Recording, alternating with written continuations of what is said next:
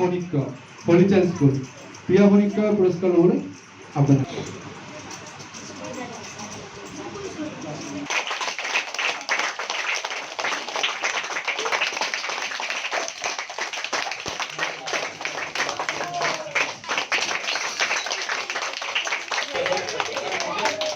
নমস্কাৰ।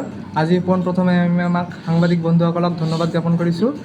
আজি আন্তঃৰাষ্ট্ৰীয় হিন্দু পৰিষদৰ প্ৰতিষ্ঠা দিৱস উপলক্ষে আমাৰ ৰাষ্ট্ৰীয় ছাত্ৰ পৰিষদৰ পৰা এক চিত্ৰাংকন প্ৰতিযোগিতাৰ আয়োজন কৰা হয়।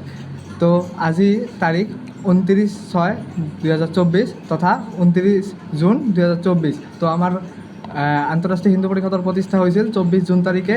তাক সেই সম্পৰ্কে সংগতি ৰাখি আজি এই চিত্ৰাংকন প্ৰতিযোগিতা অনুষ্ঠিত কৰা হয় আমাক বিজনী কাৱৰ্তিকা কিষাণ সেৱা সংঘত।